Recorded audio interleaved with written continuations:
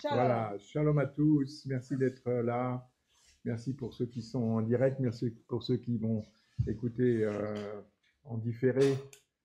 C'est juste, on fait un cours ici, on se rassemble pour ouvrir la parole de Dieu comme on ouvrirait un bon repas céleste.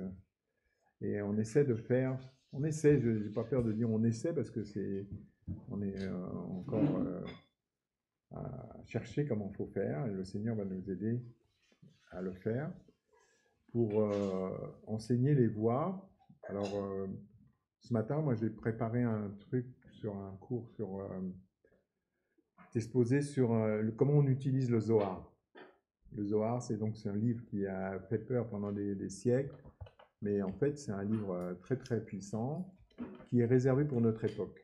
On dit que par exemple, quand il y a eu le mont Sinaï, ça a été la Torah comme fil directeur, comme ouvrage directeur, pour ce qui concerne le judaïsme. Hein. Et puis après, donc ça a duré les 2000 ans entre Abraham jusqu'à l'an 0 de notre ère. Après, il y a eu le Talmud. Donc le Talmud, c'est un ouvrage, on en parlera en détail dans d'autres cours, comment c'est arrivé, pourquoi c'est arrivé. Et puis après, pour notre époque, il est réservé pour cette fin de ce qu'on appelle le Ketz Hayamim. On ne dit pas la fin des temps, on dit au bout des jours. Il a été préparé un ouvrage qui s'appelle le Zohar et tout ce qu'on utilise pour tout ce qu'on appelle la Kabbalah biblique. Donc là, tout ce qu'on a besoin de savoir pour passer ces époques un peu difficiles. C'est des époques compliquées parce que l'homme est en train de les compliquer. Et on va voir qu'est-ce qui se passe. Justement, aujourd'hui, j'ai choisi un texte dans le Zohar qui concerne la tour de Babel. Babel, ça veut dire en hébreu, les balbel, c'est mélanger. Tu mélanges, tu fais un bilboul mohar, quelqu'un qui n'est pas très clair dans ses idées, il a un bilboul mohar, il est compliqué, il est mélangé dans sa tête. Et donc, c'est la tour de Babel, on va voir même Dieu à la fin, il dit, c'est pour ça qu'il a mélangé, on a appelé jusqu'à ce jour, ça s'appelle Babel, Babylone. Donc, Babylone, quand il y a le on à la fin d'un mot en hébreu, c'est en petit, tu vois, donc c'est là où ça s'est fait, quoi. Alors, dans le Zohar, souvent, donc c'est des textes très complexes. Pas tout à fait complexes, c'est dans le sens où c'est la façon dont il te les présente. Et vous allez voir, dans ce texte, justement, il t'envoie des informations, tu te demandes pourquoi il te dit ça. Parce qu'en fait, ils vont plus vite. Ils disent ce qu'il faut que tu saches pour que ton subconscient il fasse le ménage. C'est-à-dire qu'il t'alimente ton neshama, il t'alimente ton âme qui est toujours en train de rechercher des informations pour pouvoir comprendre. Parce que, vous savez, il y a un très beau très belle histoire des midrash qu'on raconte à propos de la nature humaine, c'est que quand tu es dans le ventre de ta maman, tu es dans le monde intemporel, tu es dans le monde de Dieu, quoi. T'es pas encore, ton âme, elle n'a pas encore été connectée, ton corps il est en formation, mais c'est pas ça qui est important, tu es surtout déjà une âme. Et tu entends plein de choses, tu es dans le monde, tu as des réponses à toutes tes futures questions et tout ça. Et puis, quand tu nais, au moment de la naissance, il y a un ange qui vient et qui te fait. Et tu oublies tout.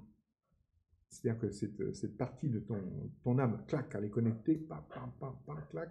Et cette partie qu'elle a entendue, elle est là, tu as enregistré, mais elle est quelque part dans les Shabbat, et toute ta vie consiste à essayer de refaire ce contact. Et on dit que c'est même pour ça que tu as cette marque au-dessus de la lèvre, tu as une marque comme ça, parce que l'ange, il t'a fait une marque. Et en fait, les époques qu'on vit, elles ont besoin de ces informations. Donc, c'est des choses que même si tu ne comprends pas, ton âme, elle a pris. Ouais, donne, moi, je vais m'occuper. Et c'est pour ça que tu évolues. À partir du moment où tu touches à ces choses-là, tu évolues. Alors, pendant des siècles, même dans le judaïsme, les seuls qui avaient accès au Zohar, c'était des rabbins qui travaillaient la nuit, quoi, pas d'une manière comme des sorciers, c'est plutôt qu'ils étudiaient, pas en cachette, mais de façon à que ça ne soit pas ouvert à tout le monde, pour avoir des informations, pour que les rabbins eux-mêmes, s'il y avait quelque chose d'important à informer, le reste de la communauté, ils le faisaient. Mais maintenant, il y a une date officielle à ça, depuis les années 90, et le Zohar a été imprimé d'une manière officielle en 95. Nous, on l'a en anglais, maintenant il est online, mais on avait acheté, à l'époque, on avait acheté. Et on ne savait pas trop quoi en faire, mais depuis 95, il y a eu les kabbalistes, les gens qui s'occupent de ça depuis des siècles, d'une manière un peu fermée comme ça, ils ont dit c'est le temps d'ouvrir. Et maintenant, même des raves, comme là, je t'ai donné l'adresse, le contact du Rav Benaroche, lui, ils enseignent ça dans les yeshivot les plus connus de Jérusalem, alors que c'est des élèves qui ont 17, 18 ans. Il leur dit, allez, il faut que vous compreniez ces choses-là, parce que c'est pour votre génération. Alors, il y a un mot, par exemple, qui revient tout le temps, j'ai nommé ce cours que j'ai fait comme ça s'appelle Tarazi. Il y a même des ministères chrétiens qui s'appellent comme ça veut dire bien et voir. Ah. Alors, pourquoi? Parce que il t'amène plein d'infos. Vous allez voir, il y en a un ou deux comme ça dans le texte, là. Il t'amène des infos, tu ne comprends pas, puis d'un seul coup, il te dit « Tarazi, viens et vois ». Et là, il t'explique un truc. Et des fois, même ce qu'il t'explique, tu continues de ne pas comprendre. Parce que c'est une chose que tu vas comprendre plus tard. C'est une préparation. C'est comme si tu faisais des maths et puis au début, tu ne comprends pas bien. Mais l'année prochaine, ce que tu as appris là, tu vas voir, tu vas pouvoir le caser dans tes études. Et c'est ça, c'est comme ça que ça fonctionne. Donc le Zohar, il fonctionne comme ça. Ouais. Donc Tarazi, viens et vois. Et on va voir par exemple dans l'étude de la tour de Babel, tu t'aperçois qu'il y a même des mots qui sont le contraire, qui veulent dire le contraire. Il a deux significations presque opposées l'une de l'autre, et que même des fois, comme là le cas de la tour de Babel, tu peux croire que c'est une punition et tu vois qu'en fait c'est un remède pour l'humanité. En même temps. Et tu as le droit de le décider. C'est à toi de voir. Et après, tu vas comprendre que toute la Bible, c'est comme ça. La Bible, c'est à toi d'interpréter. Pas parce que j'ai envie de dire ça, c'est parce que selon les événements, selon comment ça tourne, l'époque que tu vis, l'exemple que la Bible est en train de te montrer, il a changé. C'est-à-dire qu'il a changé de contexte, donc c'est pas tout à fait comme ça que tu vas comprendre. Et là, pourquoi le Zohar, il est sorti de nos jours? Parce que il y a les informations qui sont dedans, c'est pour notre époque. Donc voilà. Alors, ça a été écrit, on ne sait pas exactement, on ne va pas refaire tout l'historique, mais en gros, on ramène tout ça dans le judaïsme, on ramène tout ça à Rabbi Shimon Bar Yochai, qui était donc au début du IIe siècle de notre ère, élève de Rabbi Akiva, donc les grands rabbins du 1er siècle. Et lui, c'est tout un truc mystique, il est resté enfermé avec son fils dans une caverne, et pendant 12 ans, il a écrit cet ouvrage incroyable. Et après, ça a disparu d'ailleurs, c'est ressorti qu'au Moyen-Âge. Alors, il y en a qui disent non, c'est des rabbins du Moyen-Âge en Espagne, Rabbi Léon de Moshe qui a ressorti les ouvrages, qui les a compilés, mais en fait, dans le judaïsme, on dit non, il est là, il y a des rabbins qui, depuis Rabbi Shimon Bar Yochai, ont accès à ce texte. Et maintenant, on l'a carrément online. Et il est qu'en anglais, mais je pense qu'un jour, dans pas longtemps, il va être traduit en français. Mais bon, ce que tu peux faire, après, tu fais un translate. Non, il y a des commentaires, mais le texte tel qu'il est présenté...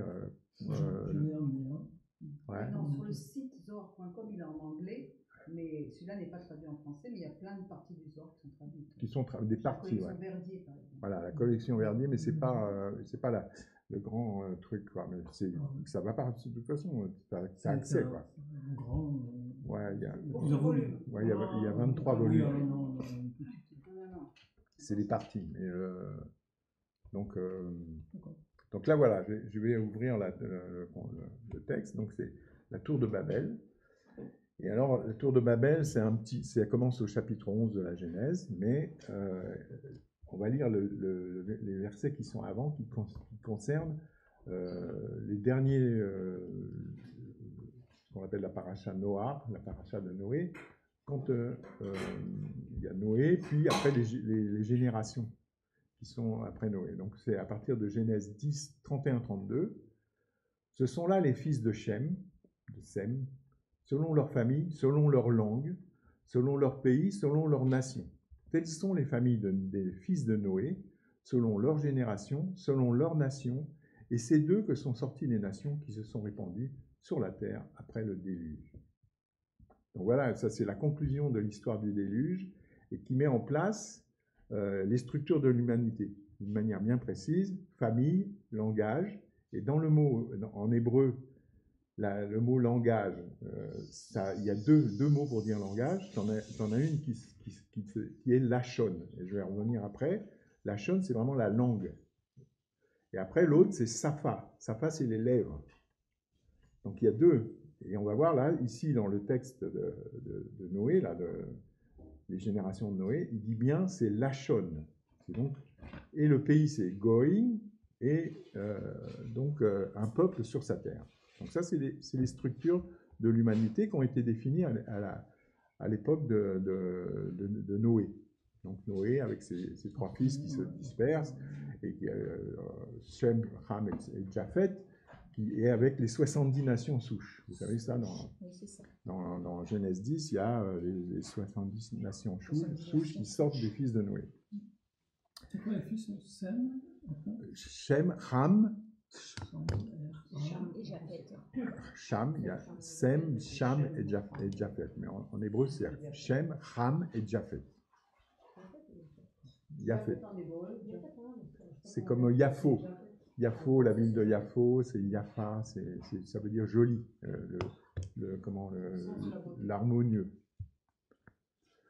Puis alors ça, même dans la Torah, là, d'un seul coup, tu es à la fin du chapitre 10, 31-32, tu passes au chapitre 11, et puis d'un seul coup, c'est une autre histoire, comme si c'était un film, et tu changes de scène. D'un seul coup, il refait une description de la Terre. Alors, chapitre... et là, je vais vous donner un texte, d'ailleurs, après, quand on va commencer l'étude, où j'ai coupé ce texte que je vais vous lire maintenant en petits morceaux pour l'analyser. Alors, Genèse 11.1. Toute la terre avait une seule langue et les mêmes mots. Comme ils étaient partis de l'Orient, ils trouvèrent une plaine au pays de Shinar, et ils y habitèrent. Ils se dirent l'un à l'autre, « Allons, faisons des briques et cuisons-les au feu. » Et la brique leur servit de pierre, et le bitume leur servit de ciment. Ils dirent encore, « Allons, bâtissons-nous une ville et une tour dont le sommet touche au ciel, et faisons-nous un nom, afin que nous ne soyons pas dispersés sur la surface de la terre. » L'Éternel descendit pour voir la ville et la tour que bâtissaient les fils des hommes. Et l'Éternel dit, « Voici, ils forment un seul peuple et ont tous une même langue. » Encore, vous voyez, la langue, c'est très important. Et c'est là que ce qu'ils ont entrepris, maintenant, rien ne les empêcherait de faire tout ce qu'ils auraient projeté. Allons, descendons et là, confondons leur langage afin qu'ils n'entendent plus la langue les uns des autres. Et l'Éternel les dispersa loin de là, sur la surface de toute la terre, et ils cessèrent de bâtir la ville. C'est pourquoi on appela du nom de Babel, car c'est là que l'Éternel confondit le langage de toute la terre, et c'est là que l'Éternel les dispersa sur la surface de toute la terre. Alors je vous fais passer, j'ai fait un petit truc pour pouvoir prendre des notes dessus, parce que j'ai fait les versets avec les mots intéressants en couleurs. Et normalement, les couleurs, elles correspondent en hébreu avec les couleurs en français. D'accord.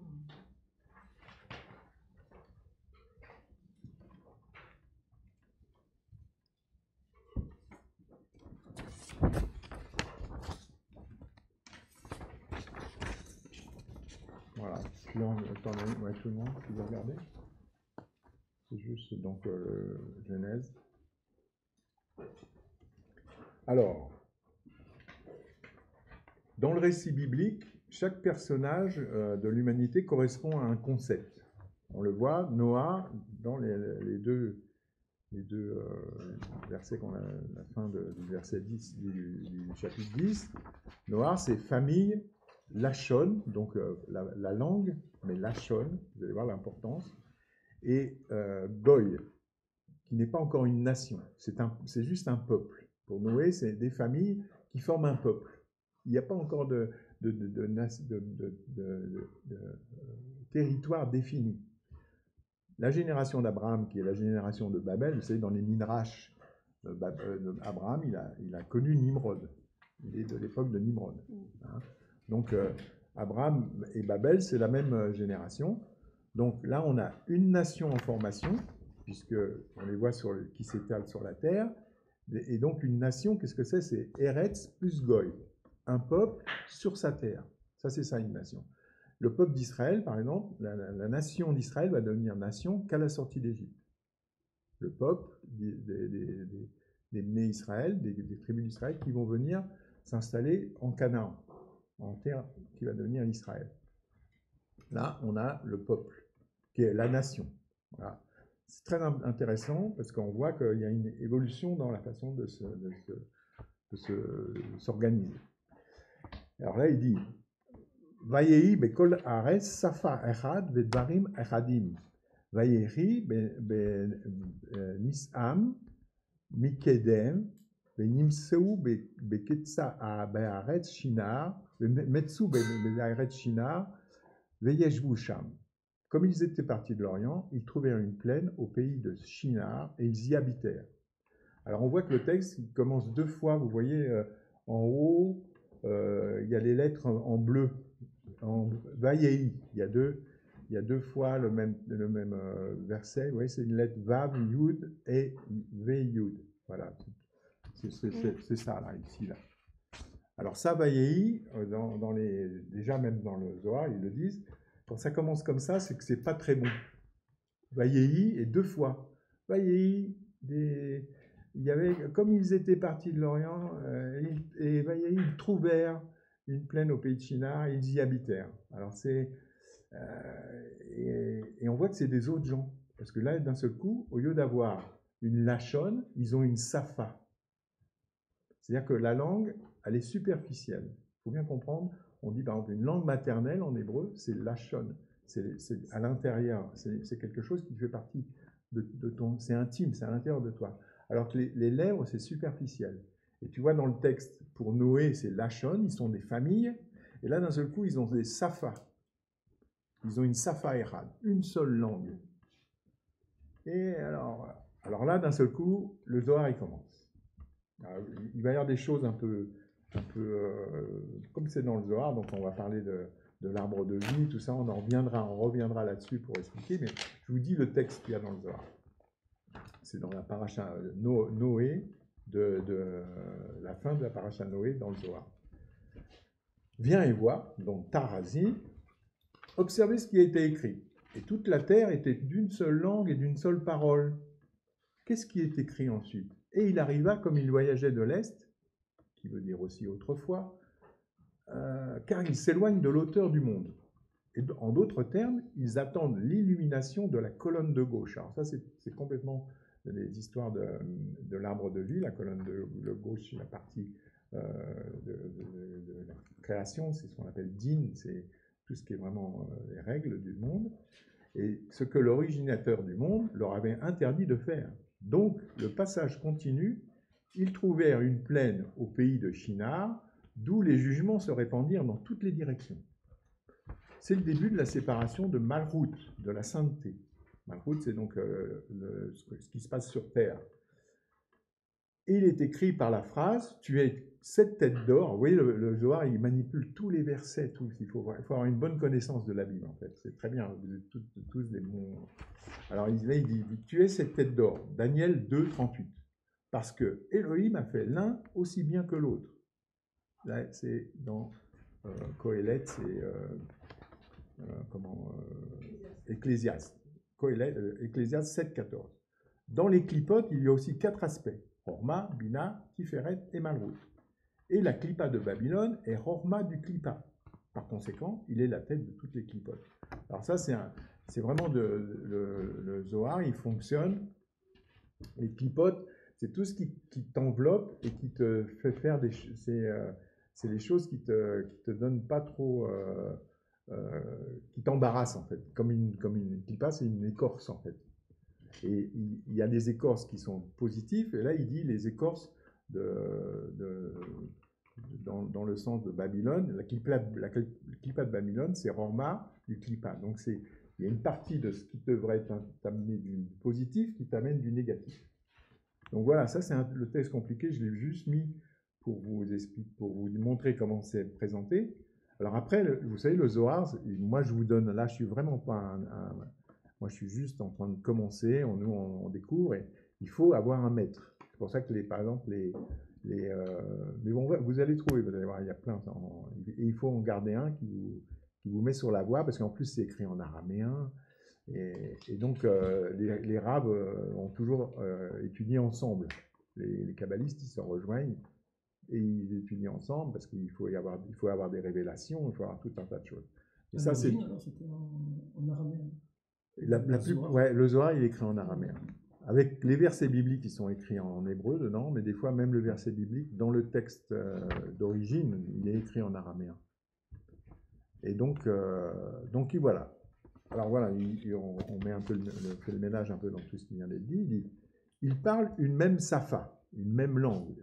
Donc, Safa et Rad, une lèvre superficielle, que tu peux voir que c'est pas la même chose que Noé qui parlait une lachon, qui lui c'était plus familial. C'est-à-dire que c'est plus, il y a plus de l'ambiance familiale. Au lieu d'être un peuple, Safa et Rad, c'est veut dire comme aujourd'hui tu parles l'anglais dans le business.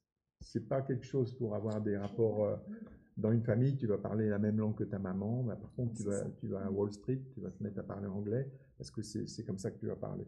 Donc, c'est quelque chose de moins sensuel. Il y a carrément la notion de ça. Et d'ailleurs, le mot lachon, on le retrouve que dans le truc, dans le verset de Noé. Jusqu'après, tout le long, c'est safa, safa, safa, safa. Et davar echad. D'avoir, ils disent même varim eradim. C'est rare qu'on voit le mot varim avec eradim, c'est un pluriel qu'on n'utilise pas souvent, mais ça veut dire des uniques avec un S. Il parle des paroles uniques avec un S. Donc c'est un seul point de vue, une pensée normalisée. Tu vois, tout de suite, il repère le truc, il parle une seule langue, ça veut dire et des seules choses, un seul point de vue. Alors tu vois, ça commence déjà à une seule langue, un seul point de vue. Donc après, on peut penser par exemple aux paroles arrogantes du livre d'Apocalypse, les paroles arrogantes, parce qu'en fait, il t'impose un point de vue, tu n'as pas le droit de dire autre chose. C'est comme ça. Et donc, dans le Targum Yonatan, qui est donc une version de la Bible qui a été recommentée, qui a été traduite par un rabbin Yonatan, qui donc qui traduit la Bible pas littéralement, il donne des sens, il donne le contexte et tout ça. Il parlait dans la langue sainte dans laquelle le monde a été créé dès le commencement. Il parlait la langue sainte, ces gens-là. La Lachon HaKodesh, la langue du saint et pas la langue sainte, enfermait toutes les 70 langues des 70 nations. Adam parlait 70 langues. Mais il parlait 70 langues qui étaient renfermés dans une seule langue. Il faut voir, vous allez voir à la fin comment ça se passe.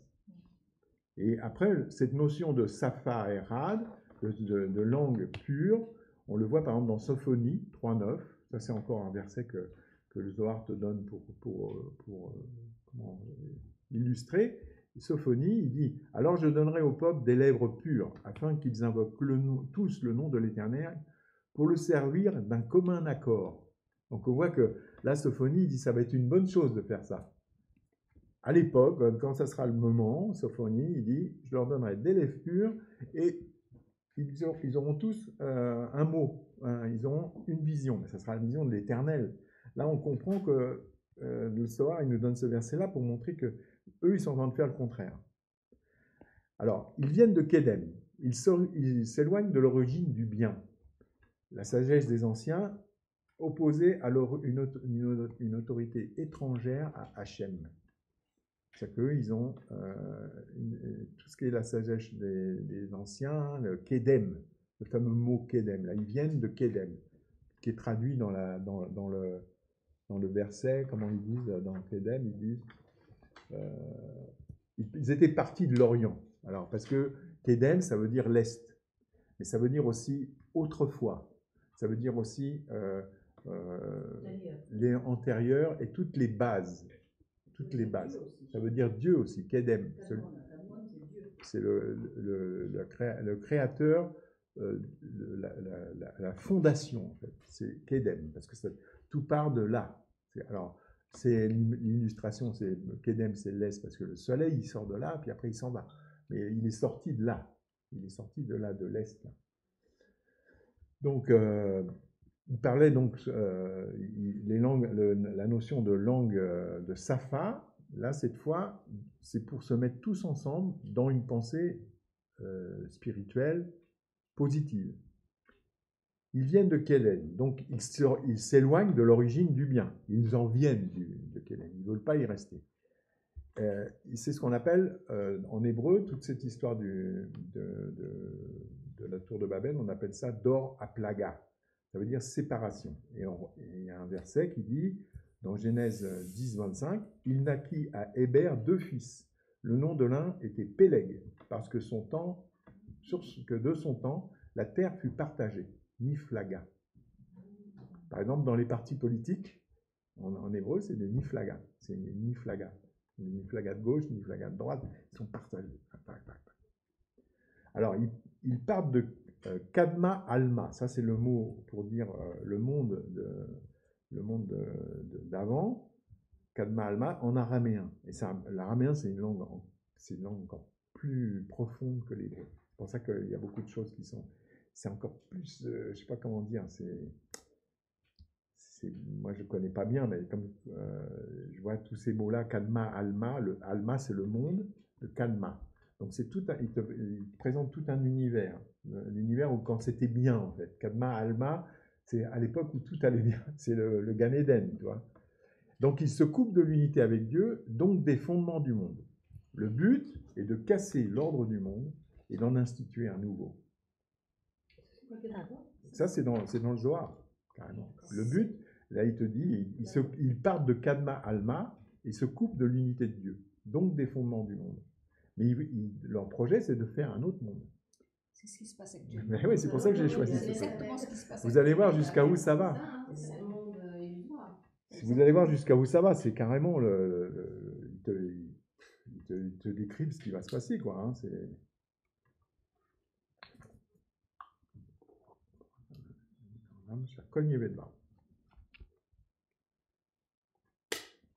Donc, dans leur histoire, il y a un déplacement physique, un déplacement spirituel et un déplacement métaphysique. Qui se déplacent, eux, physiquement, ils bougent, ils se coupent, mais après, ils vont aller au-dessus de la foi ou de ta bonne conscience. Eux, ils cherchent à aller au-dessus, ils veulent aller dans le métaphysique. Et en hébreu, on dit Shone Makom, Shone Mazal. Tu changes d'endroit, tu changes de chance. Mazal, c'est aussi, tu changes de destin. Voilà, du flot. Shone Makom, Shone Mazal. Ils trouvent une vallée, parce qu'ils en cherchent une. Ils cherchent un lieu spécial avec des propriétés spirituelles spéciales. Alors, Beka, en hébreu, c'est Beka Shinéar, la vallée de Shinéar. Beka, c'est creuser. Ouais, Shinéar, ça existe toujours d'ailleurs, ça s'appelle toujours Shinéar. Alors, la Beka, donc Bokea, creuser, ça veut dire enfoncement. Bika, c'est une brisure aussi, un endroit dans la pierre quand c'est cassé, c'est Bika. Ils vont vers le bas, pas vers le haut, sur une montagne. Le principe est d'utiliser les forces d'en bas pour reconstruire les mondes d'en haut, mais en bas. D'accord. Exactement. Ils vont chercher, alors, qu'est-ce que c'est? Comment ça se fait qu'ils trouvent cette vallée? Parce qu'ils avaient des indications. Dans les Midrashim, on dit que cette vallée serait celle des ossements desséchés de Ézéchiel 34. à l'époque, mais et encore que c'est là que les cadavres du déluge se seraient accumulés et étaient ensevelis. Tassé. Tu vois, les gens qui avaient été noyés, les cadavres, ils avaient été... Donc il y avait énormément de choses. Et comme c'était des gens... Pourquoi Dieu il détruit, il fait le déluge? Parce qu'il n'y a que des gens perverses. Il détruit la terre à cause de ça. Donc les âmes, les corps, ils ont été là. Et puis il y a donc eux, ils cherchent cet endroit. Et ils la trouvent. Ils la trouvent, la vallée de Shinar. Ils trouvent une vallée. Et ils disent waouh. Alors on passe maintenant au 3. C'est étonnant parce que ça fait penser aux cadavres entassés de la Shoah. Ouais.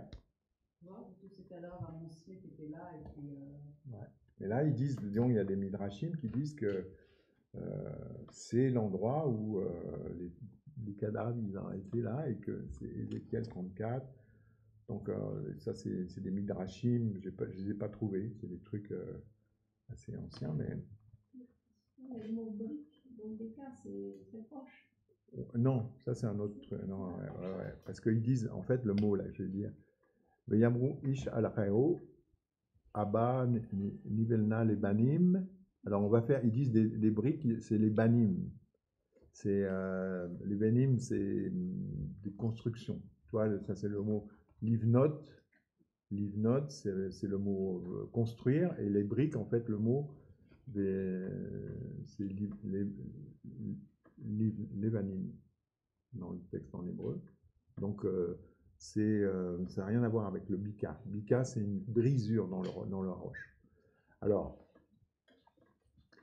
le mot ish al raeo, c'est comme ça vient de mots comme tu aimeras ton prochain comme toi-même, c'est afta le raecha, c'est ton prochain, celui qui est à côté de toi, ton prochain.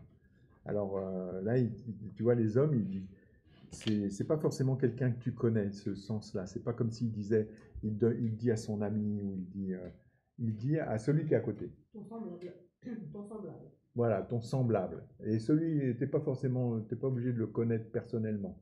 Tu vois, il y a tout dans ce texte, il y a une notion de quelque chose d'impersonnel. L'identité, tu dis, ah tiens, regarde, on va faire des briques. Ah, on va faire. Alors, et en plus, ça commence par Ava.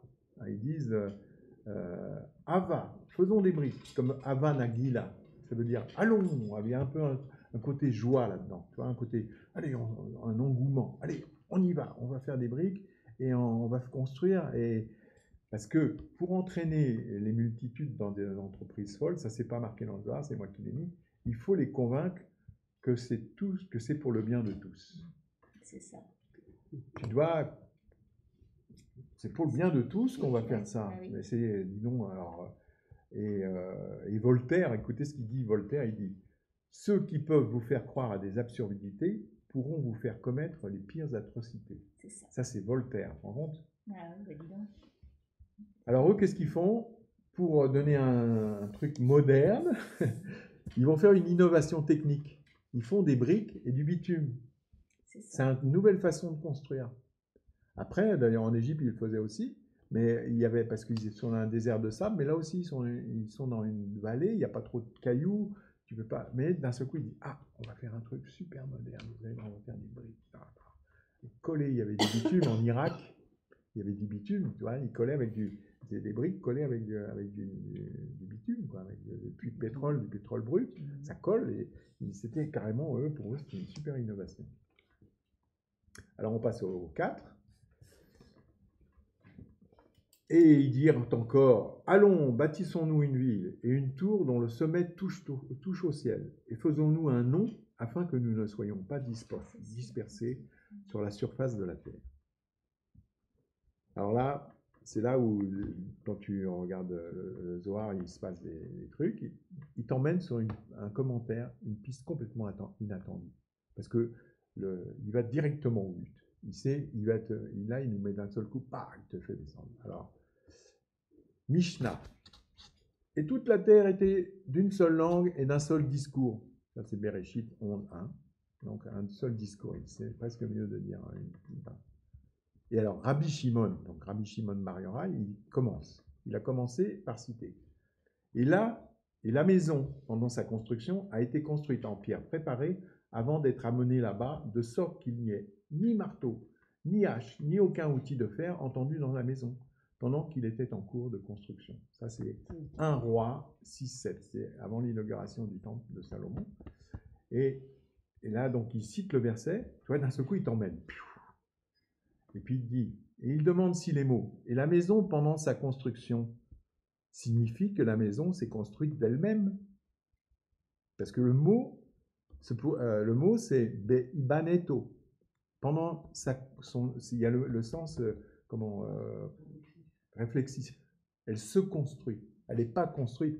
Elle se construit. Pendant que la maison se construit, Rabbi Shimon, il dit, oh, se pourrait-il que Salomon et tous ses artisans ne l'aient pas construit? Pourquoi est-il écrit pendant sa construction, son auto-construction? Et après, on voit on voit là dans la construction, c'est marqué Even Shlema, mais c'est la même façon, si tu mets les voyelles en hébreu, Even Shlema ou Shlomo, ça s'écrit pareil. Alors, est-ce que c'est la pierre de Shlomo ou est-ce que c'est une pierre complète? Est-ce que ces gens-là, ils ne connaissaient pas déjà ce que le roi Salomon, parce que le roi Salomon, il était porté par l'esprit, il y avait la Shrina qui était là pour l'aider à construire le temple. Est-ce que ces gens-là, ils n'avaient déjà pas découvert le secret? Parce qu'on dit, à l'époque, ça c'est encore le Zohar qui dit ça, il dit, dès que les artisans, à propos de la maison de la première Baït, premier temple, dès que les artisans ont commencé à travailler, l'œuvre s'est créée, leur montrant comment travailler d'une manière qu'ils ne connaissaient pas avant. Tu vois, c'est ce qu'on dit, par exemple, Betsalel, le jeune qui a fait des trucs dans le désert, il avait 13 ans, hein, c'était pas un vieil homme. Ça a été un vieil homme, on aurait pu l'accuser, quoi. On aurait pu dire, ouais, mais il avait appris à faire des idoles avec les Égyptiens, tout ça. Non, là, c'est un jeune. Dieu, il prend. Il a fait le candélabre d'une seule pièce d'or. Il a fait la table des pains de proposition, couverte en or et tout. Il faisait des trucs. Et c'est Betsalel son nom, ça veut dire à l'ombre de Dieu. C'est ça. À l'ombre de Dieu, tu vois. Donc c'est un jeune garçon. Donc on voit qu'il se met à travailler, puis ça se fait tout seul. Et Rabbi Shimon, il continue son idée de la construction du temple et des règles architecturales et spirituelles. Et il va commencer une série de 10 introductions pour nous donner des éléments de compréhension pour comprendre le texte de la tour de Babel. Le temple étant construit comme le corps humain, il y a des principes de transfert d'un monde à l'autre qui doivent être exécutés par miracle. Alors, il y a un verset qui dit, alors, ils reprennent le verset de 1 Roi, il dit, il n'y avait ni marteau, ni hache, ni aucun outil de fer entendu dans la maison, parce qu'un certain ver appelé Chami. Dans les Midrashim, on dit qu'il y avait un ver, même pour tailler les pierres dans le désert, il y a un ver magique, un animal, un ver, qui taillait les pierres. Et il faisait sans bruit. C'est le Chami. Alors ça, c'est un mystère. Peut-être qu'un jour, le Seigneur va nous révéler. Mais en tout cas, il y avait une pierre parce qu'un certain ver appelé Chami.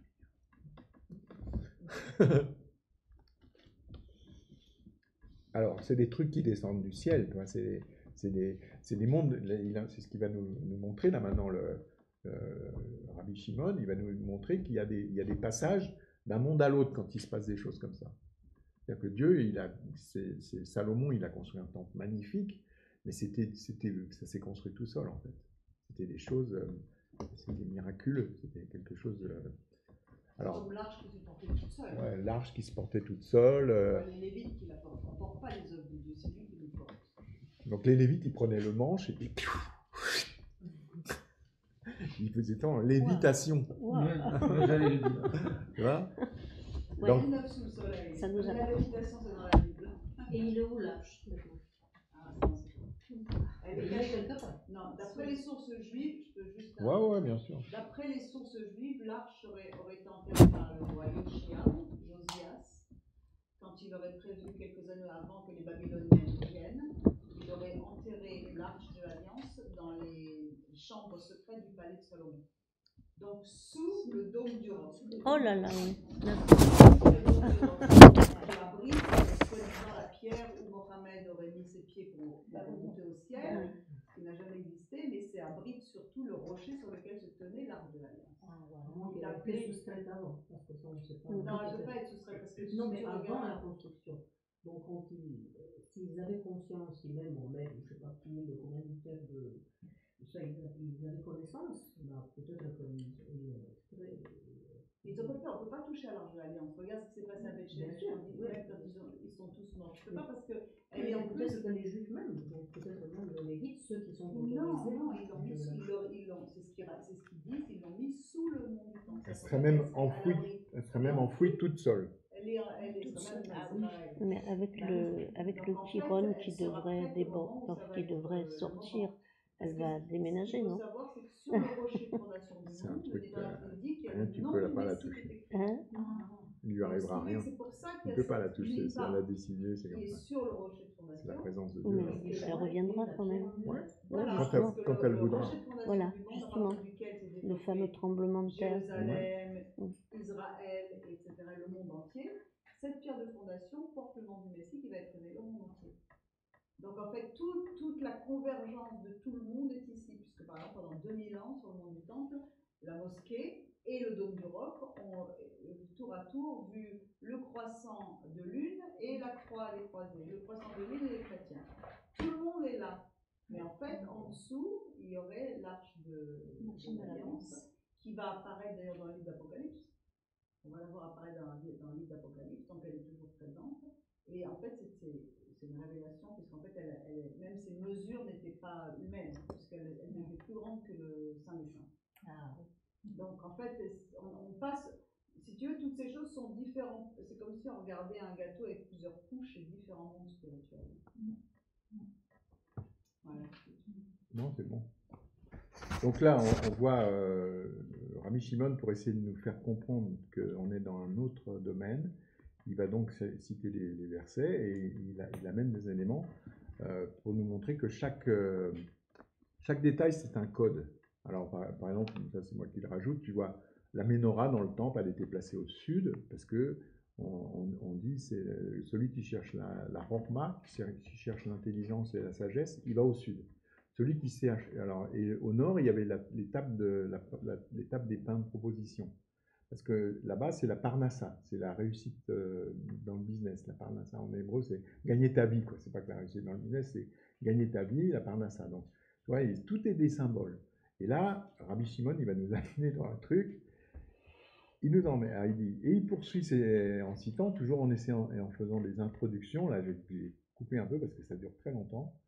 Il nous donne des versets pour nous comprendre où on en est. Donc, il passe à Ézéchiel 46:1.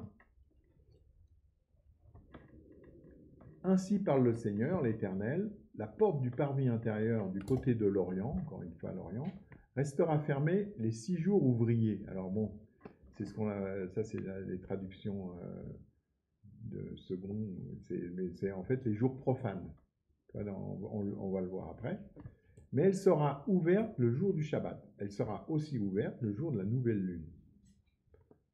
Alors, les mots qui ont été très mal traduits, là j'ai fait exprès de les laisser traduits tels qu'on les trouve dans les Bibles, pour bien savoir que les Bibles, des fois, elle sera ouverte. Tu crois qu'il y a quelqu'un qui l'ouvre? Non, dans le texte, encore une fois, c'est du réflexif, c'est iftar. Elle s'ouvre. La porte, elle s'ouvre, parce que c'est son temps de s'ouvrir. Tu vois? Et elle sera ouvrir le jour des Yamé Amaasé. Alors ça, c'est comme quand on fait la Havdalah, je vais en parler après.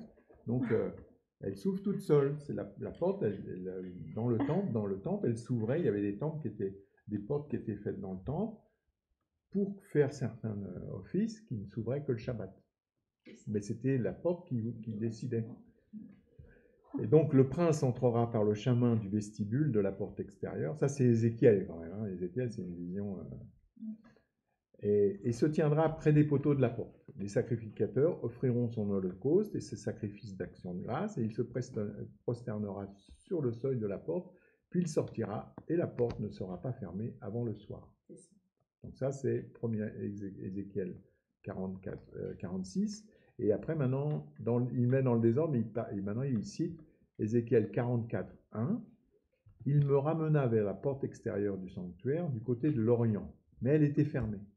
Et l'Éternel me dit, cette porte, elle ne s'ouvrira point et personne n'y passera, car l'Éternel, le Dieu d'Israël, est entré par là, elle restera fermée. Alors, ça veut dire que le temple, qui est le représentant du monde spirituel, il marche automatiquement. Là, il y a la présence de l'Éternel qui est venue, car l'Éternel, le Dieu d'Israël, est entré par là.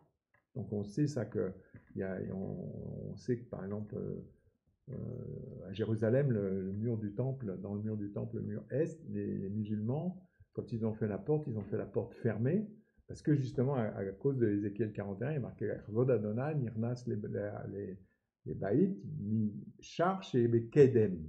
La gloire de l'Éternel entrera dans le temple par la porte de l'Est. Et là, après, il dit, justement, puisque l'Éternel est rentré par là, elle restera fermée. Alors, en fait, maintenant, dans le verset, c'est « elle ne s'ouvrira point ». Lo iftar, elle ne s'ouvrira pas d'elle-même. C'est pareil, il y a des serviteurs qui... Non, ça s'ouvre, c'est comme ça. Alors, en fait, pour résumer ces introductions de Rabbi Shimon, il faut comprendre qu'il s'agit des couloirs de flux des mondes spirituels. Ça passe d'un monde à l'autre, et des portes temporelles qui s'ouvrent seules, donc Iftar, et qui assurent une séparation entre le Kodesh et le Chol, le saint et le profane. C'est ce qu'on voit à la Havdalah. Vous savez, à la fin, on va faire la Havdalah samedi soir. Tu remets le Shabbat, c'est un monde particulier, c'est un monde à part, c'est le Shabbat, il est Kodesh. Kodesh, c'est mis à part. Kadosh, c'est tu es mis à part. C'est saint, on le traduit par saint, mais en fait, ça veut dire mis à part. Il est mis à part, il est dans un autre monde. Et dans la Havdalah, on fait Amavdin ben Kodesh le Rol. Tu fais une différence entre le Kodesh et le Rol. Et les 6 jours ouvriers qui sont traduits par second jour ouvrier, en fait, c'est Yom HaMaaseh, c'est les jours de l'action. Donc, c'est l'action, c'est où on est. Donc, tu as 6 jours pour faire une action, et après, tu as Shabbat. Et même Dieu, il se reposa. Le Shabbat, Benafash. Le Shabbat, il s'est reposé de toute l'œuvre qu'il avait faite. Et donc, tu fais la séparation le jour à la Havdalah, on va le faire, c'est Amavdim ben Kodesh lechol, ben Or les Rocher ou ben Israël les Amim. Il va faire la séparation entre les jours profanes, des jours de Shabbat, d'Israël des nations et de la lumière et des ténèbres. Il y a une séparation spirituelle, mais dans ces significations-là, ce n'est pas seulement des temporels, c'est-à-dire que le Shabbat c'est samedi et puis l'autre tu passes dans le dimanche. C'est des mondes. Il faut bien comprendre que le Shabbat, c'est pour ça que c'est important de se mettre à part aussi le Shabbat, parce que tu es dans un monde différent. Même nous, en tout cas nos âmes, elles passent leur Shabbat elles le savent que c'est là. Donc les âmes, elles sont en train de prendre beaucoup plus de lumière, beaucoup plus de choses. Et c'est pour ça que c'est le moment de toi te mettre en repos pour te remplir de ça. Parce que c'est d'un seul coup, paf, beaucoup plus de lumière, beaucoup plus d'infos et tout, spirituel, des choses qui sont très dures à décrire. Hein, ouais. C'est pas les mots qui peuvent nous décrire ça, faut le sentir. Quoi. Donc là, par exemple, la Havdalah, elle se fait en 4 étapes. Alors ça, c'est des rabbins qui ont mis en point dans les prières au cours des siècles, et c'est des choses qui tournent comme par exemple, le vert, le Kos, c'est 86, la valeur numérique, c'est comme Elohim. Donc, tu es dans le monde d'Elohim, le créateur. Elohim, c'est celui qui fait la création.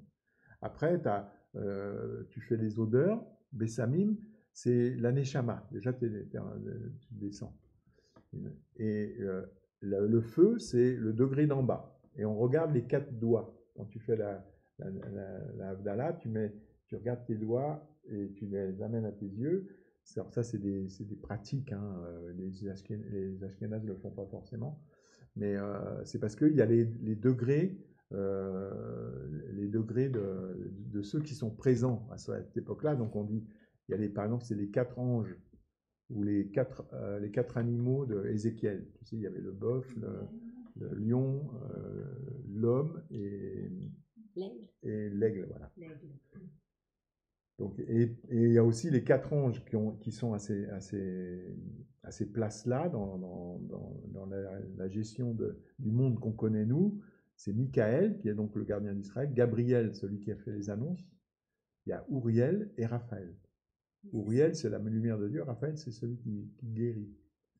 Donc, et après, la 4e étape de la c'est OK, on dit maintenant, on a différencié, on retourne dans le monde qui n'est plus le Shabbat. Alors, ils dirent encore, allons bâtissons, donc je relis le même verset, ils dirent, allons bâtissons une ville et une tour dont le sommet touche au ciel, et faisons-nous un nom, afin que nous ne soyons pas dispersés sur la surface de la terre. Une ville et une tour et faire en sorte d'intercepter les forces d'en haut, comme ça s'est passé à l'époque du déluge. C'est-à-dire qu'on va faire comme un parapluie.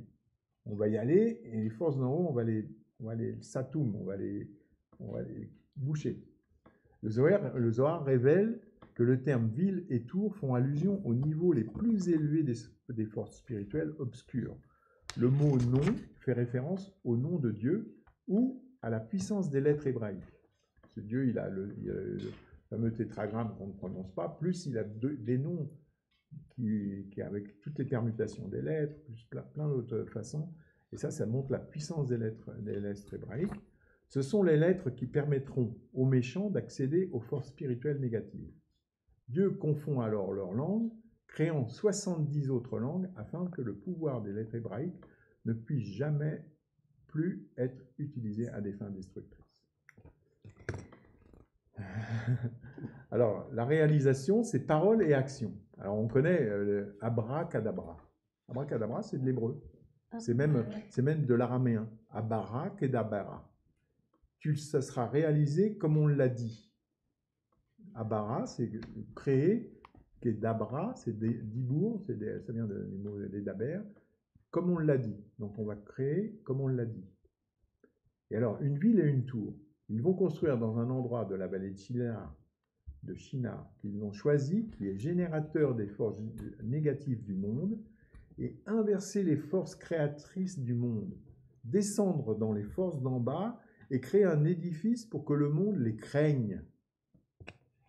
Parce que se faire un nom pour pouvoir disperser notre force. Les gens doivent nous craindre.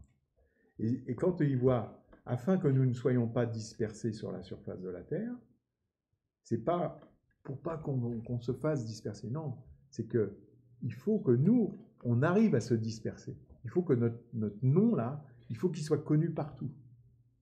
Et le mot dans le texte, c'est de crainte. Alors, c'est traduit par crainte, mais en hébreu, donc le mot, c'est pen. Pen. C'est un mot en 2 lettres, qui peut dire craindre, de crainte, mais qui peut dire aussi, afin. Afin que qu'on le... Alors, si on traduit ce...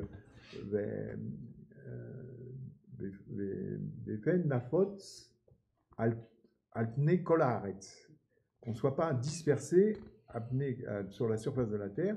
Tu peux le lire soit de crainte que l'on ne soit pas dispersé sur la surface de la terre, ou afin que l'on puisse se disperser sur la face de la terre. C'est-à-dire qu'en fait, leur projet de se faire un nom, quand tu te fais un nom en publicité, c'est pour que tout le monde le sache.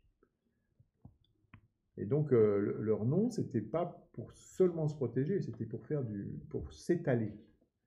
Ils veulent, eux, s'étaler. Parce que plus ils vont avoir d'âme, plus ça va marcher leur combi. Qui ça? Alors, on va y venir. Alors là, on passe au verset 5. Là, on voit « Et l'Éternel Vayara d'Edonai ». Et l'Éternel descendit pour voir la ville et la tour que bâtissaient les fils des hommes. Alors, dans la Bible, on dit, quoi, dans les commentaires judaïques, Dieu, il serait descendu 10 fois sur terre. Il a descendu au mont Sinaï, il est descendu à la tour de Babel, il descend par exemple à l'inauguration du temple, il descend Des fois, c'est pas marqué comme ça dans la Bible, mais par exemple, pour la reine Esther, il est descendu aussi pour l'aider. C'est pour ça que dans le livre d'Esther, il n'y a pas le nom de Dieu. Il descend, il n'y a pas marqué une seule fois le nom de Dieu dans le livre d'Esther, mais en fait, il est partout. Et Esther, ça veut dire celle qui se cache ou celui qui se cache. Et donc, Dieu, il était là pour l'histoire de Alors, Dieu descendit du Kodesh, du saint, vers le profane pour voir la ville et la tour. Alors, Dieu, il n'est pas descendu pour réparer un bug pas prévu dans sa création, comme un mec qui a fait un programme informatique et il y a un bug, il faut que j'aille réparer. Non, c'est la nature de l'homme, donc tout ce qui est écrit est écrit pour notre compréhension. Il y a dans la composition de l'humanité certaines âmes qui savent utiliser par rébellion contre Dieu des possibilités de corruption des principes divins. Donc Dieu, il laisse faire parce qu'il faut que ça se sache. Il a laissé les gens de la vie de la tour de Babel faire ça. Ça venait juste, il venait d'y avoir le déluge. Il y a certains mirages qui disent que c'est de 2 à 10 ans après le déluge qu'ils ont fait ça. Tout de suite après. Donc tout de suite après, l'humanité se reconstruit et hop, il recommence. Et Dieu, il laisse faire pour qu'on sache qu'il y a ce risque de gens qui vont prendre les manettes. Et donc, Dieu, dans le Zohar, pour dire il descend ourdid, il se voile. Il n'y a pas marqué qu'il descend, il se voile. C'est-à-dire qu'il va changer son influx. Il va comme dans le livre d'Esther, il descend, mais personne ne sait. Il est là. Il va aller régler le problème en douce, en fait, pour que ça ne fasse pas de grosses histoires. Il va venir régler le problème. Alors, dans le Zohar, encore une fois, là, donc il fait Ashgara. Ashgara, c'est vérifier. Par exemple, dans une cuisine de restaurant en Israël, il y a le type qui fait Ashgara, il regarde si tout est cachère, si tout est bien lavé, s'il n'y a pas un chien qui est rentré dans la cuisine, s'il n'y a pas des trucs. Ils font des trucs. Et alors, viens et vois. Encore une fois, Tarazi, là c'est le Zohar pur, et Hachem descendit pour voir. Il est descendu du saint au profane pour voir ce qu'ils avaient construit, pour voir la ville et la tour qui sont Rorma et Bina du Klippa, qu'ils avaient érigées pour que le monde l'adore. La ville et la tour, pour que le monde adore cette ville. Alors, Dieu, il descend parce que Ir Vemigdal, c'est donc la tour, la ville. Alors, c'est la ville et la tour. Il y a un truc qui monte. Hein. La ville, c'est pour récolter les gens, c'est pour rassembler les gens. Alors, on va voir qui c'est, ces gens. Et la tour, c'est pour monter vers le ciel. Donc, il y a deux actions. Alors, Dieu, il vient parce que ça a déjà produit des conséquences dans les mondes supérieurs. Donc, il voit qu'il y a déjà des conséquences. Et donc, on passe au 6, là, au verset 6. Et l'Éternel dit, voici, ils forment un seul peuple, et ils ont tous une même langue. Et c'est là ce qu'ils ont entrepris. Maintenant, rien ne les empêcherait de faire tout ce qu'ils avaient projeté. Alors, les rabbins, ils s'interrogent. Qui sont-ils? Alors, il y a le Rabbak, le Rav, il dit, ce sont des sorciers qui vont annuler les forces divines et inverser les forces d'en bas. Du bas en haut, ils vont inverser les forces de bas en haut et ils vont s'en servir. Une ville, une tour.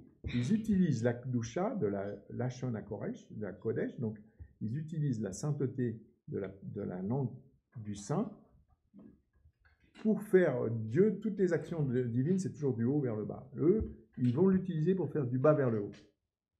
Ça, c'est un rabbin qui dit ça. Ils font une inversion. Mais ils ont trouvé comment faire l'inversion. C'est ça qui est... Alors, là, il cite un verset que Rabbak dit mais Vesheket lo yuchal. Ça, c'est dans Ésaïe 57, 20. Mais les méchants sont agités. Les méchants sont comme la mer agitée, qui ne peuvent se calmer, et dont les eaux soulèvent la base et le limon. Il n'y a point de paix pour les méchants, dit mon Dieu. À Sheket lo yuchal. Ils ne sont pas capables de se calmer.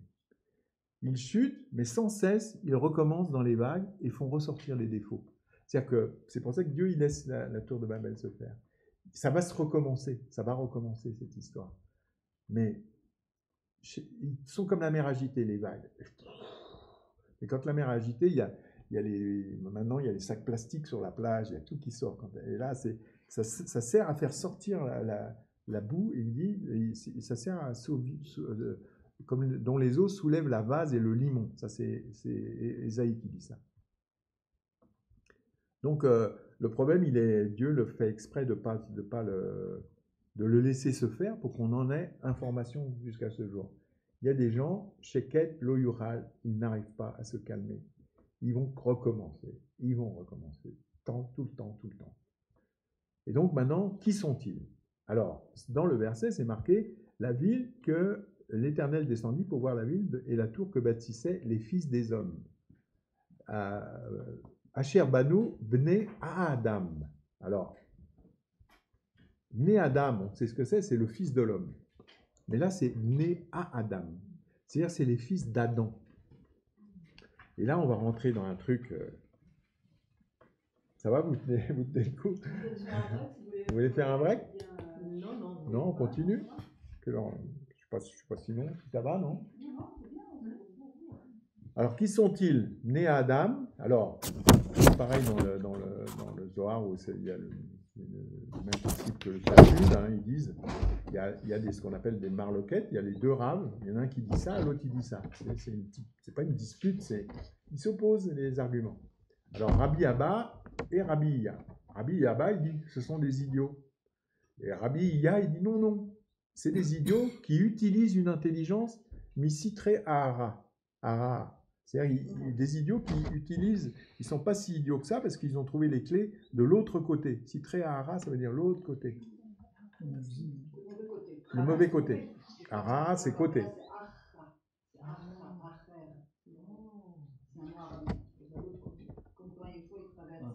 Le lac pour aller de l'autre côté. De l'autre côté, il va dans le monde des ténèbres. Alors, Nimrod, c'est le symbole de Nimrod, c'est le maître d'œuvre, le leader de la construction du concept. C'était Nimrod, hein, c'est officiellement, il est identifié, c'était lui qui a construit Babylone, d'ailleurs c'est lui qui a, il y a des midrashim, Abraham il s'est fait jeter de Babylonie par Nimrod, il a essayé de le brûler dans un bûcher et tout, donc on peut en reparler plus tard, mais en tout cas c'est lui le concept des constructeurs comme ça. Un énorme concept. Et d'ailleurs, le mot bonnet Rofchi ou franc-maçon, ça vient de Nimrod. Les constructeurs. Bonnet Rofchi. En hébreu, on appelle les francs-maçons les bonnet Rofchi. Les constructeurs libres. C'est-à-dire, ils sont libres de quoi? Bonnet, c'est livnot, ça vient de construire. Rofchi, c'est libre. C'est franc. Rofchi.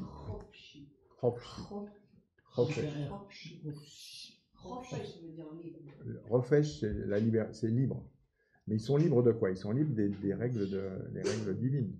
Donc ils construisent. Voilà.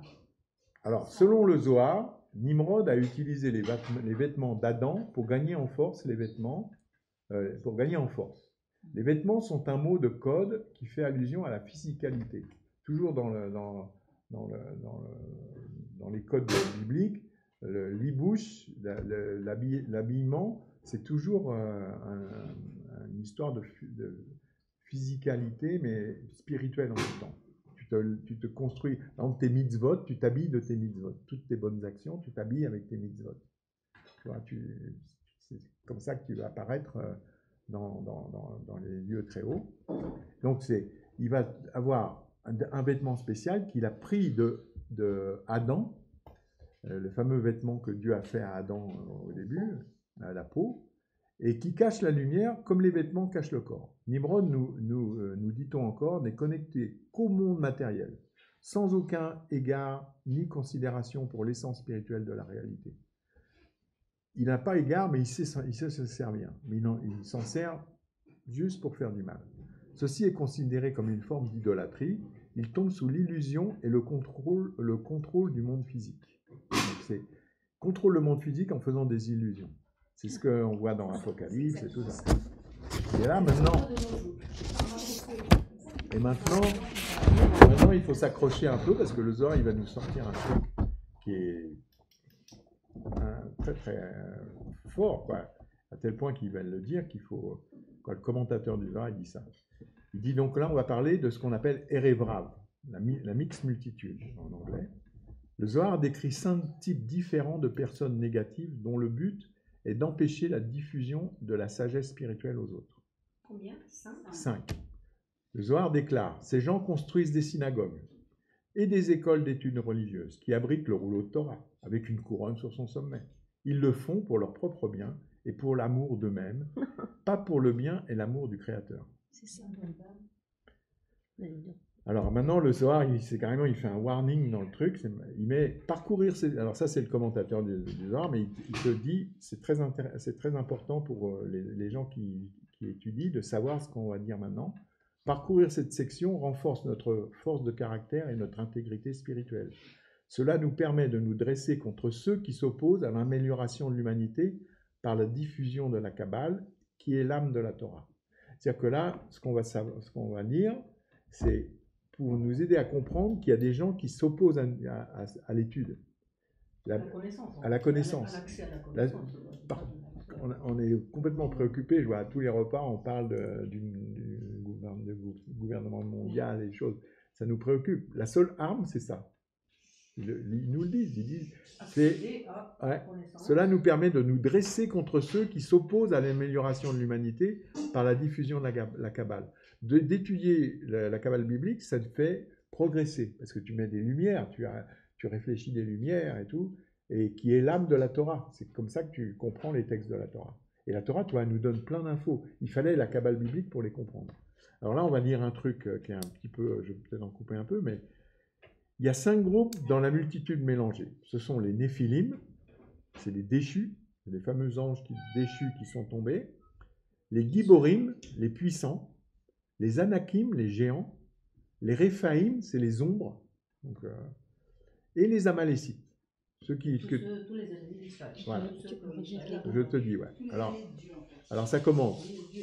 Néphilim. Ça, c'est le numéro 1. Néphilim. C'est les déchus. Les Giborim. C'est les puissants. Gibor.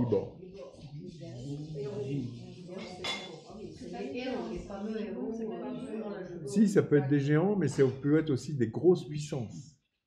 C'est-à-dire que puissance ou même puissance, tu peux même envisager ceux qui arrivent à tout faire, grâce à leur fric. C'est des Giborim. Ils ont le pouvoir. Ils ont le pouvoir. Mais les géants ont existé. Ouais, bien sûr. Après, il y a les Anakim. Alors, il y a les Giborim et les Anakim, les géants. Les Réphaïm, c'est les ombres. Les ombres. Ouais, mais on sait pas. Tu vois, après, c'est un truc. Ceux qui passent les murs. Et les Amalécites. Alors, les Amalécites, Amalek, c'est un peuple que tu vois apparaître ex nihilo d'un seul coup. Il n'existe pas dans l'inventaire de la sortie d'Égypte. D'un seul coup, il s'attaque par l'arrière. Il s'attaque par l'arrière, puis il disparaît, tu les retrouves ailleurs. Traduit Amalécite. Amalek. Le peuple dans des sables. Si, bien sûr, le peuple qui lèche quoi? Le sang d'Israël. Mais tu le vois apparaître avant Esav, c'est là aussi qu'on voit que c'est des êtres qui ont des allures d'hommes normaux, enfin, qui ont attaqué avec des épées et tout, mais c'est anachronique. Amalek est anachronique dans toute la Bible, et puis il est la tête de tout le Erev Rav. C'est le chef de tous. Erev Rav, c'est la multitude mixte. La multitude. Tu sais, quand il est dans l'Exode, il dit ils sont sortis, ils avaient toute une multitude avec eux. Dans cette multitude, qu'on a dit c'est les nations, etc., etc.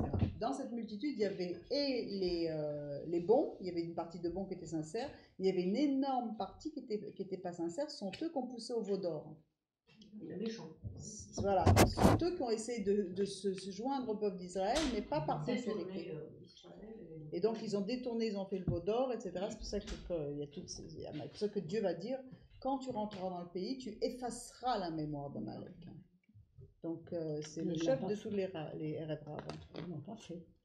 Ils l'ont pas fait avec Agag, voilà, mais après quand ça va être terminé, il va dire, et moi j'effacerai. C'est-à-dire que les deux ont un travail à faire. Nous, on ne doit pas donner à manger à l'autre côté, qui est Amalek. Et Amalek, c'est la même valeur numérique que Safek, le doute.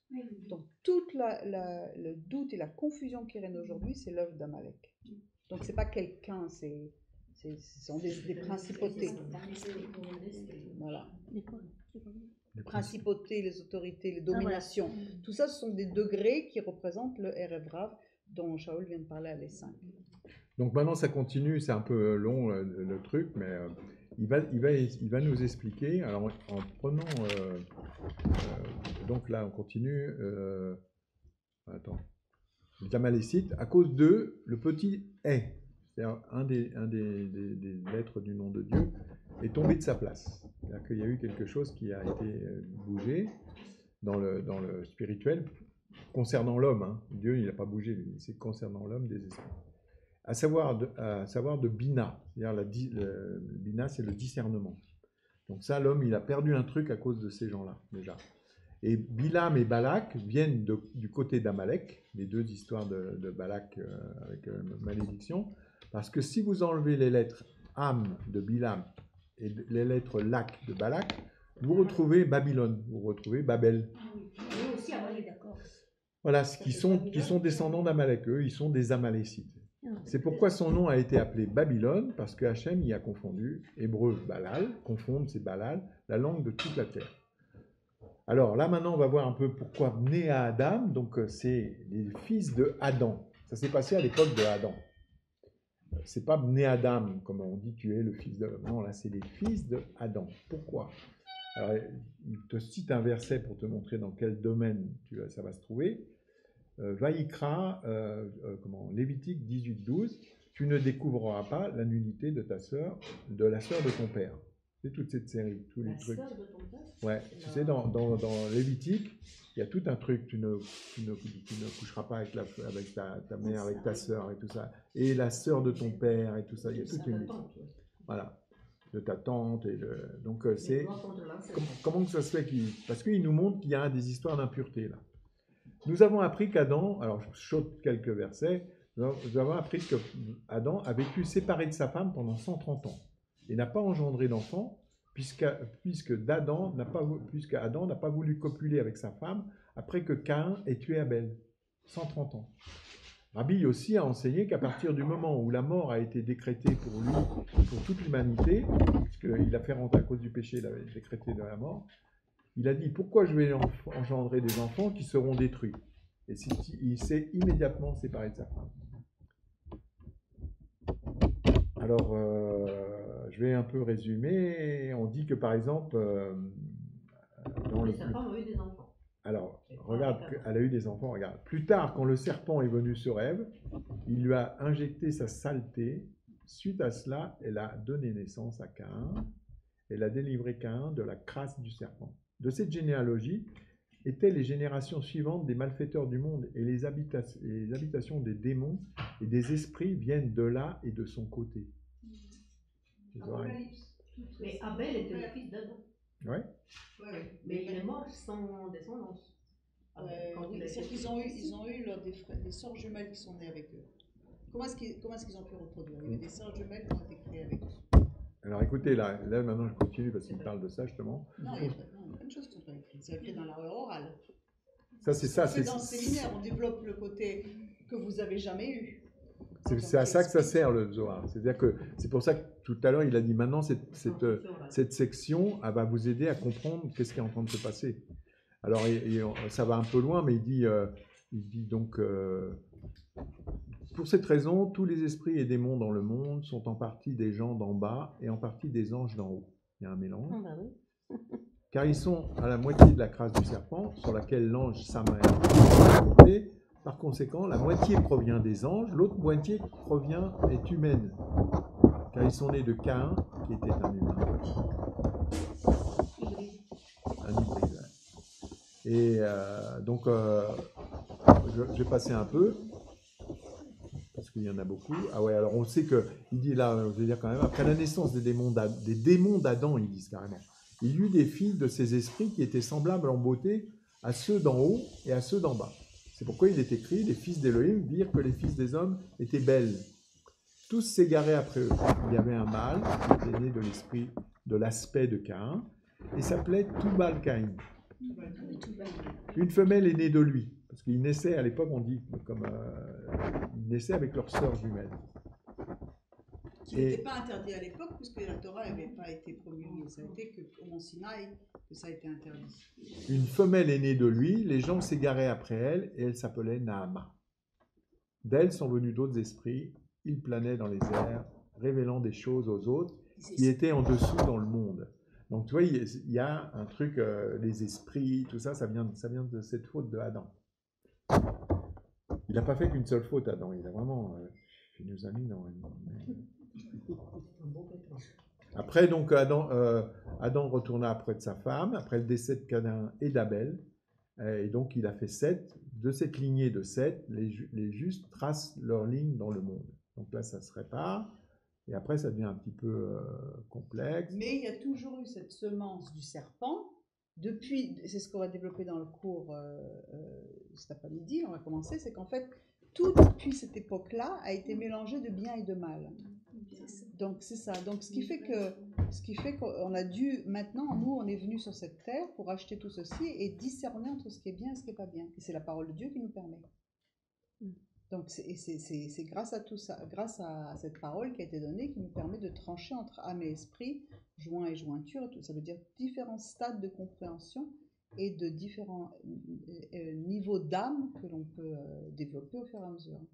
Donc, mais au départ, tout a été mélangé à partir de ce moment-là. C'est pour ça que tout doit faire une réparation. La création tout entière soupire après la révélation des fils de Dieu. Notre travail, c'est de réparer. Il y a du boulot. Hein. Voilà, et du boulot à cause de ce qui s'est passé là. C'est la vraie et le bon grain également. C'est la même chose. La gauche et la droite. Vous êtes toujours entre la gauche et la droite. Je crois qu'on fera aussi un petit... je montrerai l'arbre de vie et réexpliquer un peu les sphirotes pour ceux qui connaissent, les autres qui ne connaissent pas. Pour ça, j'ai mis un peu des textes au début où il parle comment ça marche. On fera un petit récapitulatif. Alors là, je continue un peu, d'accord. Après, il y a encore un petit peu pour finir en beauté. Et Adam fit une grotte, la grotte de Marpella, celle qui est arrivée. Et lui et sa femme s'y cachèrent. Comment a-t-il su choisir cet endroit? Ouais.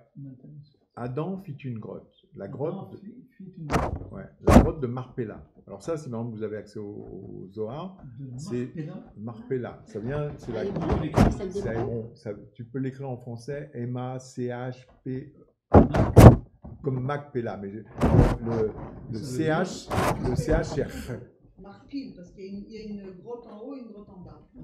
C'est l'accès au monde supérieur, c'est l'accès au Gan Eden. C'est ce qu'on appelle Gan Eden, les différents. Donc, c'est-à-dire qu'il y a un monde, il y a une notion de double.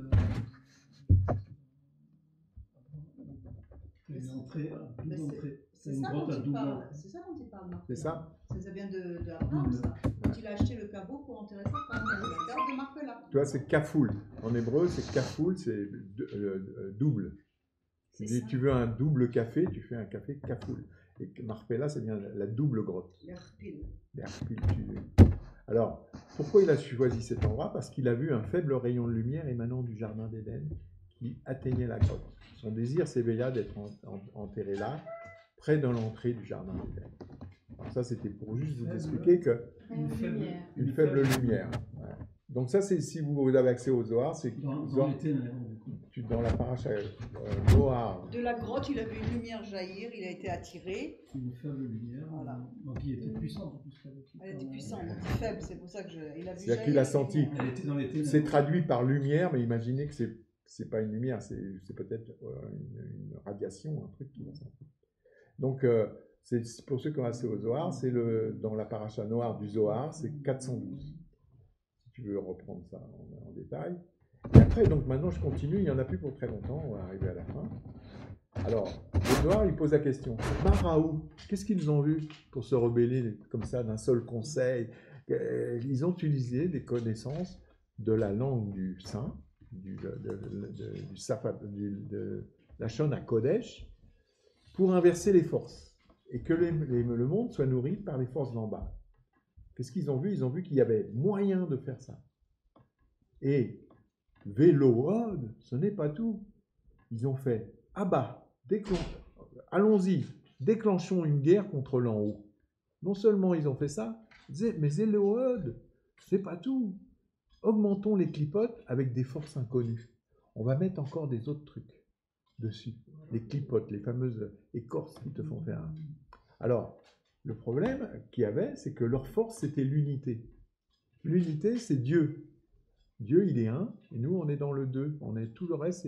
Lui, il est Adonai Echad. Indivisible. Et eux, ils avaient commencé par faire une unité. Il y a un peuple qui sont un. Ils sont tous unis. Par des folies, mais ils sont unis. Et donc, comment ils étaient unis, la façon dont ils les avaient unis, c'était leur communication avec cette langue unique. Donc la riposte, c'est d'aller déconnecter les langues. Les anges serviteurs des mondes spirituels ne parlent que l'hébreu. Si le codage, on va voir que c'était un codage en fait, si le codage est méboulbal, comme il est confondu, comme la ville de Babel, confus. Imaginez, comme ils se faisaient servir par les forces d'en haut, il y avait des anges ils avaient le truc. Ils disaient à l'ange, passe-moi de l'eau, et l'ange, il lui donnait le marteau. Il a fait, ils n'ont pas pu travailler avec, Dieu, il les a décodés, et tu n'avais pas le code d'accès à ta banque. Tu n'avais pas le code d'accès aux anges. Tu te trompais, tu commandais de l'eau, tu recevais un marteau. Et l'Éternel dit, voici, ils forment un seul peuple et ont tous une même langue. Et c'est là ce qu'ils ont entrepris. Mais rien ne les empêcherait de faire tout ce qu'ils avaient projeté. Ils pourraient réussir. Ils étaient sur le point de pouvoir réussir. Toi, même en ce moment, ils peuvent réussir. Il faut attendre que Dieu vienne faire. Pourquoi la solution de Dieu, c'est de les disperser? Pourquoi ils n'ont pas été punis comme Korah? Pourquoi ils auraient pu aller à la tour de Babel? Hop, terminé.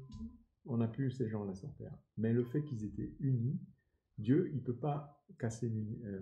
On va le voir dans d'autres domaines. Par exemple, après un jour, je vais faire la création. L'unité, c'est le truc le plus saint de Dieu. Donc, le fait qu'ils soient unis, il n'a pas pu les faire partir tous, de faire disparaître cette unité. Ce qu'il a pu faire, c'est diviser. Comme il fait Avdil, il a fait l'Avdallah comme le jour de... Rien n'est impossible à Dieu, c'est qu'il n'a pas voulu. Il n'a pas voulu, parce qu'il ne veut pas, Dieu, tu vas voir, il ne peut pas toucher à quelque chose qui est même, on va voir dans les jours de la création, le fait de séparer le sec du mouillé, c'était un truc, il l'a fait, et il n'a pas dit c'est bon. Tu vois, on le fera en détail. Alors, parce qu'ils sont unis, ils peuvent réussir donc la dispersion en hébreu.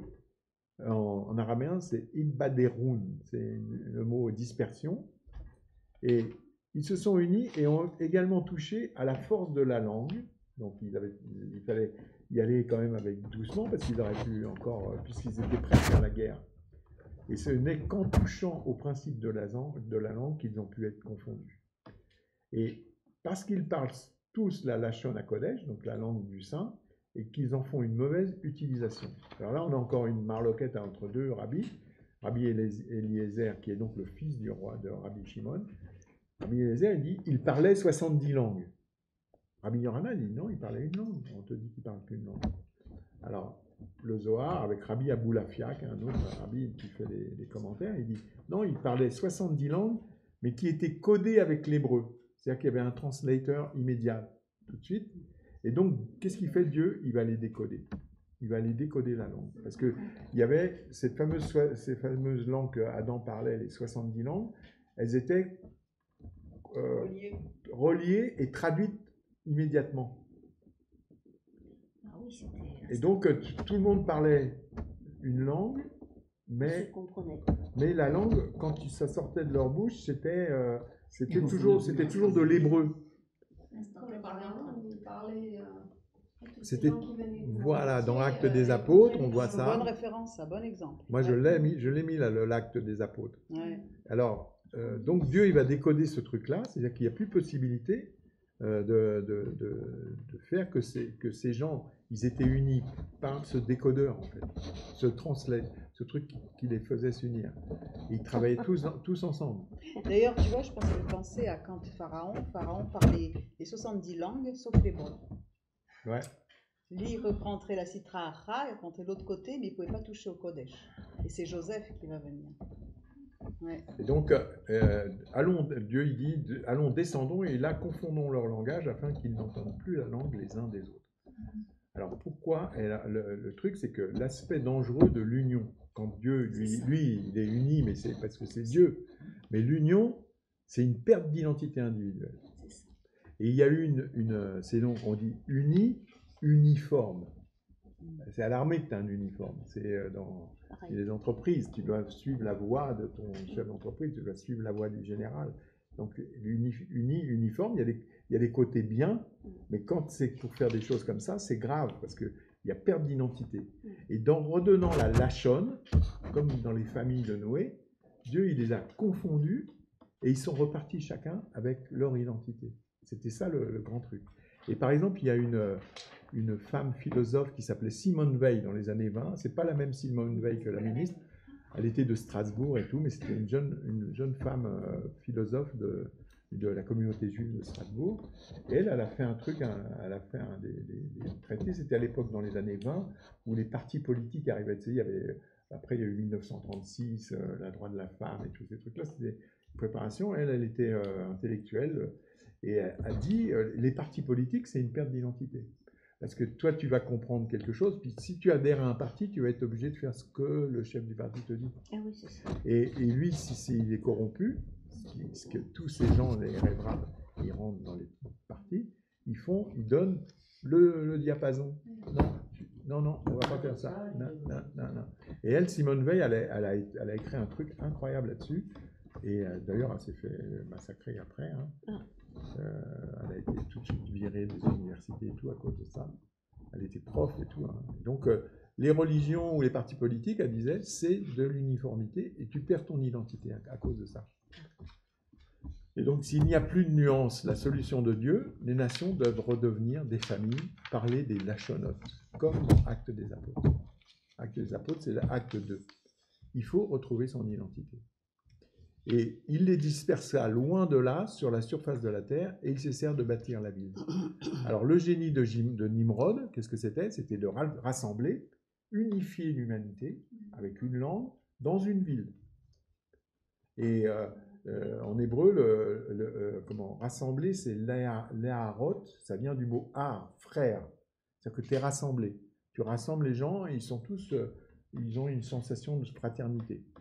Et après, organiser un gigantesque projet, un truc complètement dingue, un nouveau, la tour, qui était une religion, qui écrase l'individualité. Et il y a un midrash qui dit, dans la construction de la tour, quand un homme tombait, c'est pas grave. Par contre, s'il y avait un pan du mur qui tombait, là, il y avait un deuil national. Parce que là, ça, c'était grave. Notre projet commun, il prend un coup, là.